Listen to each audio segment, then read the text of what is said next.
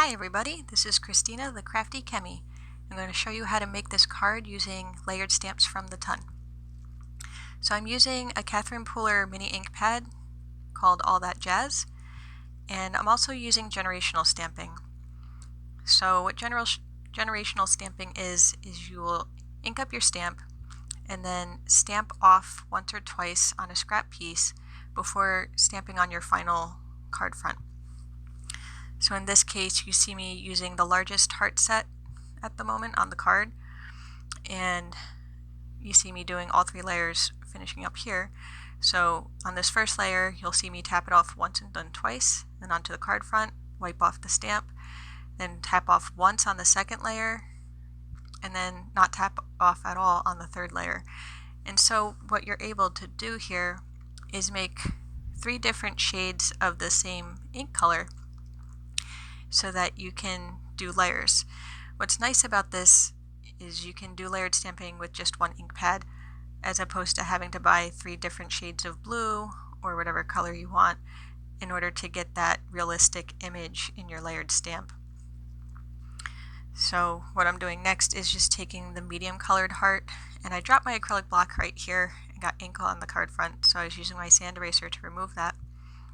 You'll actually see me do this a second time of dropping the acrylic block, and it ends up making a decent ink splotch that I end up covering up at the end.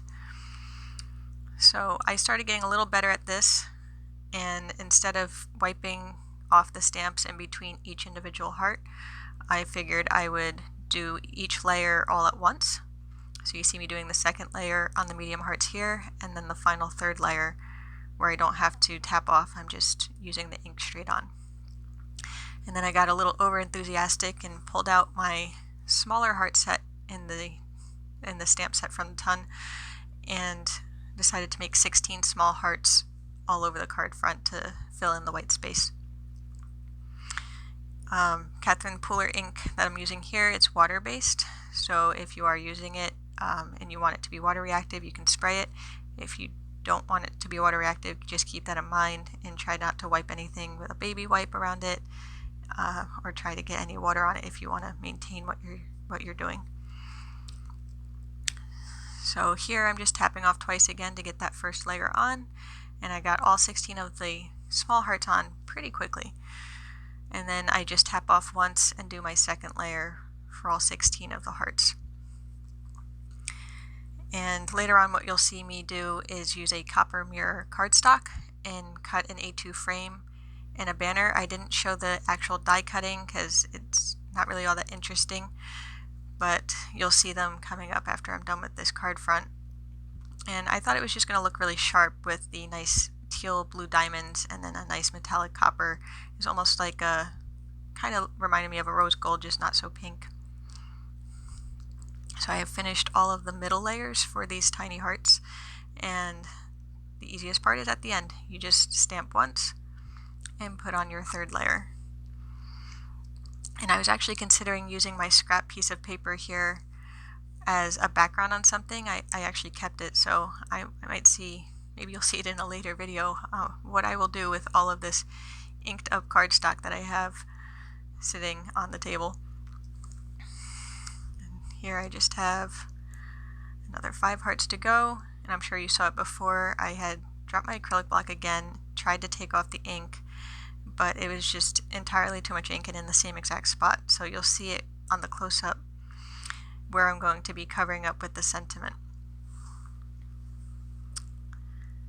So as I said before, I did use a mirror cardstock. It's a copper one. I got it from a Spellbinders card kit, and it's actually mirrored on both sides. And what I'm doing here is trying to emboss a sentiment that says, "No beauty shines brighter than that of a good heart."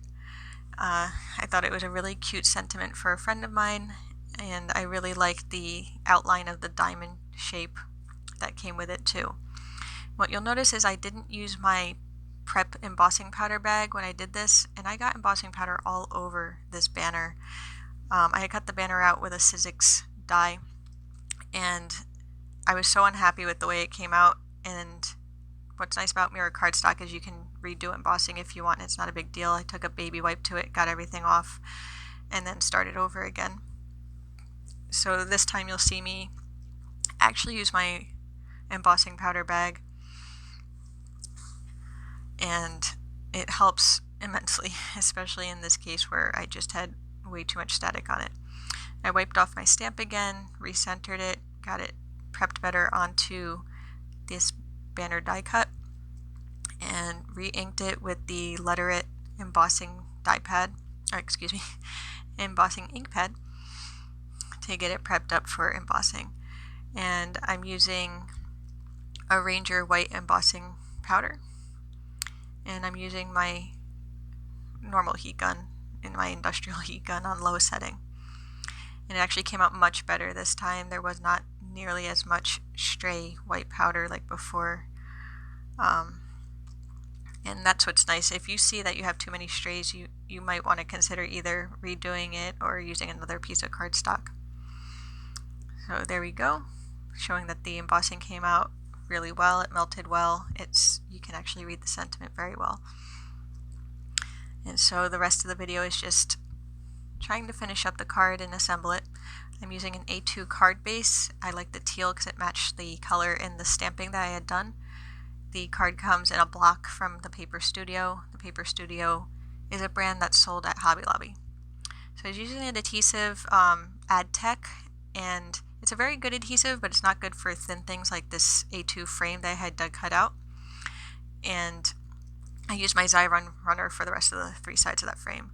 But I do like the AdTech because it's a stronger adhesive, so I did use that on my card front, and then use the Xyron runner on the card frame, which it still held very well, so I wasn't very concerned about it falling off. I did get a little bit of adhesive here, so I used my adhesive eraser and then a little bit of a baby wipe, being very careful not to touch any of the ink because it is water reactive. And then the last part was just adding some foam tape to the back of the sentiment, cutting it down to make sure it wasn't coming out of the sentiment banner, and then attaching it on top of that big ink blotch that I had made. So after I had finished all this, I thought it still needed a little bit more. So I went into my embellishment jar, pulled out some silver sequins, and I wasn't too thrilled with the way they were turning out. I also didn't really like the 2 tones of metal that it was creating. So as much as I tried to rearrange it and figure it out, I just didn't like it. So I put them away and just tried a different set of sequins. So I got this set. It was in a mystery kit from Scrapping for Less, and it had these nice clear flat sequins along with these like powder blue sequins, and I thought it went really well and they shined really nicely. So the rest of this you'll just see me putting these sequins away and then getting them all over my table again because I missed the bag. But then I go and use some liquid adhesive. I use Mod Podge glue, and I use a precision tip bottle that I had bought from Amazon. It came in a set of 4.